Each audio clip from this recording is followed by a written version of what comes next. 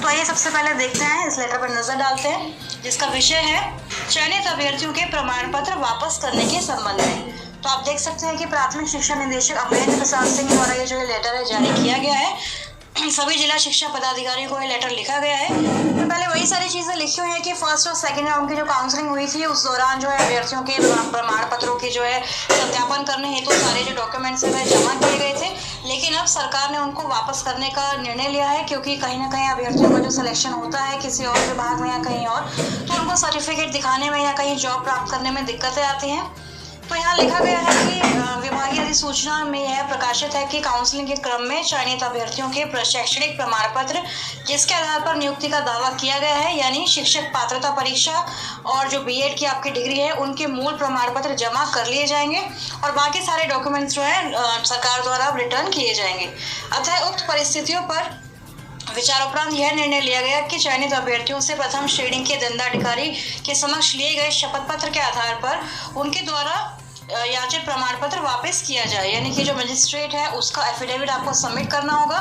शपथ पत्र में यह स्पष्ट रूप से उल्लेखित हो कि यह उक्त प्रमाण पत्र के आधार पर वर्तमान प्रक्रिया अधीन शिक्षक नियोजन के अंतर्गत किसी अन्य नियोजन इकाई शिक्षक नियोजन हेतु दावा प्रस्तुत वह नहीं कर सकेगी। विश्वास भाजन, अमरेंद्र प्रसाद सिंह, निदेशक प्राथमिक शिक्षा। तो लगातार सर्टिफिकेट रिलीज करने को लेकर सरकार पर दबाव था कि डॉक्यूमेंट्स जो है वापस किए जाए। इसी वजह से सरकार ने ये लेटर जो है जारी किया है। आंदोलन भी आप लोग जानते हैं कि कल जो है स्थगित कर दिया गया है, लेकिन समाप्त नहीं हुआ है। तो देखते हैं आगे क्या कुछ होता है। कोई भी अपडेट आएगी सबसे पहले उसको प्राप्त करने के लिए MIM न्यूज़ बुलेटिन को सब्सक्राइब करें और बेल आइकन दबाना ना भूलें। अभी के लिए फिलहाल इतना ही। Thank you for watching. ये कॉज लिस्ट सीरियल नंबर 50 पर लिस्टेड है, लेकिन अभी इसमें सुनवाई के आसार कम लग रहे हैं। केस के जो रिस्पोंडेंट है बिहार विद्यालय परीक्षा समिति के चेयरमैन सेक्रेटरी यानी कि बिहार स्कूल एग्जामिनेशन बोर्ड, उसकी तरफ से यानी कि BSEB की तरफ से SGA के मेरिट केस में जो है काउंटर एफिडेविट फाइल कर दिया गया है। आप इन स्क्रीन पर डिटेल देख सकते हैं। और इस काउंटर एफिडेविट में पहले तो वही सारी चीज़ें बताई गई हैं कि मेरिट लिस्ट के अकॉर्डिंग रिजल्ट प्रकाशित हुआ था। बिहार विद्यालय परीक्षा समिति ने अपना स्टैंड जो है वो क्लियर रखते हुए सारी चीज़ें जस्टिफाई करने की कोशिश की है अपने काउंटर में। BSEB का यह भी कहना है कि शिक्षा विभाग से उन्होंने हाई लेवल की मीटिंग भी की थी और उसमें आदेश दिया गया था कि सब्जेक्ट वाइज और कैटेगरी वाइज जो है सीटें जो है उसी के अनुसार पात्रता परीक्षा का आयोजन किया जाना है। और पहले रिजल्ट के दौरान मेरिट में आए अभ्यर्थियों की मार्कशीट पर क्वालिफाई और मेरिट में नहीं आए अभ्यर्थियों की मार्कशीट पर डिसक्वालीफाई लिखना था। यह परमिशन भी जो है शिक्षा विभाग द्वारा ही BSEB को प्राप्त हुई थी, लेकिन बेल्ट्रॉन ने यानी कि TCS ने गलती की और रिवाइज रिजल्ट में मेरिट का कॉलम जोड़ा गया। बिहार बोर्ड ने साथ में यह भी दलील दी है, यह भी काउंटर दिया है कि वह अपने विज्ञापन पर अटल है और साथ ही एजुकेशन डिपार्टमेंट से जो भी लेटर वगैरह उनके जो शिक्षा विभाग से जो भी उनकी बातचीत हुई थी वह लेटर भी उन्होंने साथ में अटैच किया है, संलग्न किया है, प्रस्तुत किया है। तो कुल मिलाकर जो है बिहार सरकार यहाँ पर भी अपना जो है मतलब ये दुविधा है कि क्या BSEB यह कह रही है कि उन्होंने शिक्षा विभाग से परमिशन ली थी इस तरह का रिजल्ट जारी करने की, और शिक्षा विभाग ने पहले काउंटर में यह लिखा था कि BSEB ने रिजल्ट डिक्लेयर करने में गलती कर दी है, यानी कि शिक्षा विभाग एक मेरिट के BSEB के ऊपर अपनी जो गलतियाँ वह डाल रहा है। और BSEB का यह कहना है कि शिक्षा विभाग के परमिशन के बाद ही उन्होंने इस तरह का रिजल्ट जारी किया, इस तरह का फॉर्मेट जारी किया कि मेरिट और नॉट इन मेरिट का कॉलम ऐड किया जाए या नहीं। यह स्वयं शिक्षा विभाग की परमिशन ही इस पर दी गई थी, जिसका लेटर भी उन्होंने एज अ प्रूफ साथ में अटैच किया है। यानी कि BSEB का क्लियर मतलब ये है कि 12 मार्च को ही जो है अभ्यर्थी जो है क्वालिफाई हो चुके थे जितने टोटल होने थे, और 21 जून को केवल मेरिट और नॉट इन मेरिट का कॉलम जोड़ा गया है।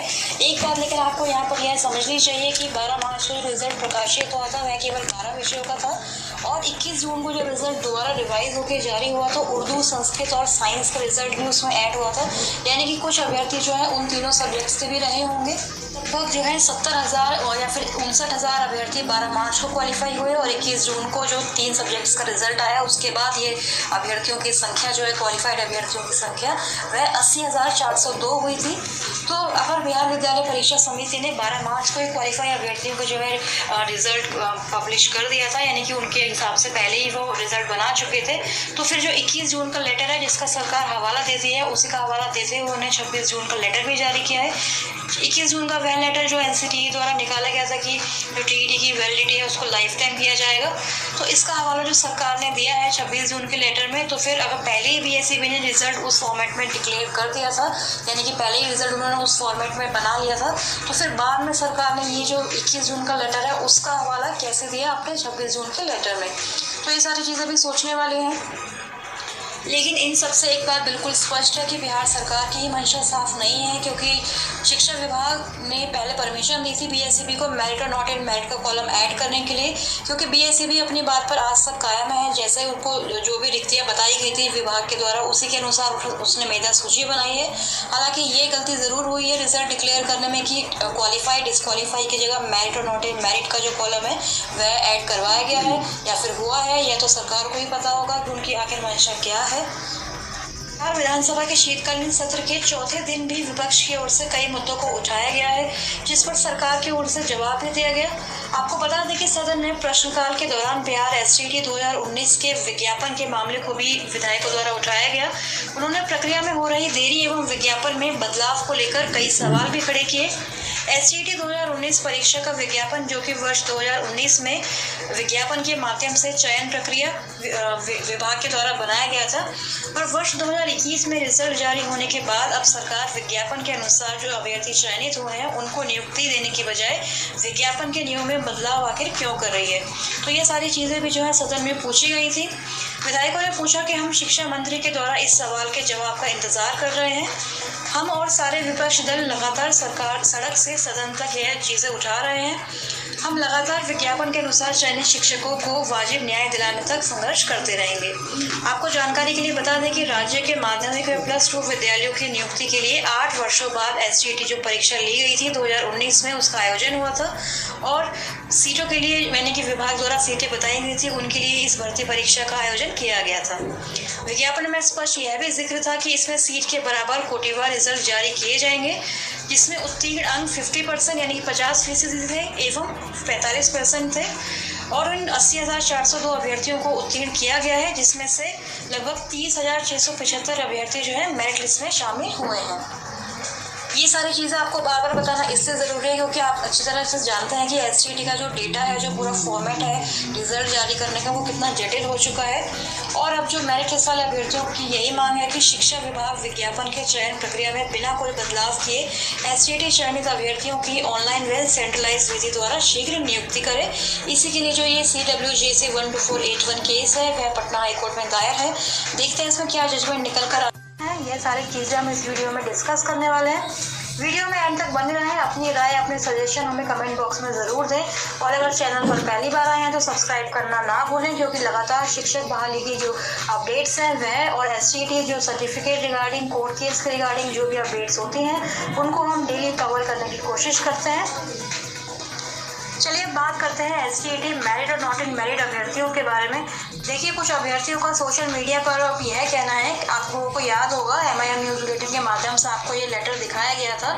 TCS द्वारा जो लेटर RTI के रिप्लाई से सामने आया था, बिहार विद्यालय परीक्षा समिति ने जो ये लेटर TCS को लिखा था, उसमें यह सारी चीज़ें लिखी गई थी कि जो परीक्षा फल प्रकाशित करना है उसमें मेधा सूची का जो कॉलम है वैसा बनाना है, और जो अभ्यर्थी मेधा सूची में शामिल नहीं होंगे उनको डिस्क्वालीफाइड घोषित करना है। लेकिन TCS द्वारा यह गलती की गई कि क्वालिफाइड और डिस्क्वालीफाई की जगह उन्होंने क्या किया कि मेरिट लिस्ट और नॉट इन मेरिट का जो कॉलम है वह सारी चीज़ें जो है रिजल्ट क्रिएट करने में इंक्लूड कर दी। अभ्यर्थियों को यह कहना है, सोशल मीडिया पर अक्सर हम देखते हैं कि अभ्यर्थियों की यह चर्चा रहती है कि 21 जून को जो क्वालिफाइड होने थे वह मेरिट में नहीं थे, तो 12 मार्च के समय इसका मतलब यह है कि वह सभी अभ्यर्थी डिस्क्वालीफाइड थे। तो डिस्क्वालीफाई वाले अभ्यर्थियों को सर्टिफिकेट क्यों मिलेगा, या फिर उनकी बहाली पर सरकार क्यों फैसला लेगी या क्यों विचार कर रही है, इसको आप देखिए रिलेट कर सकते हैं 2013 में जो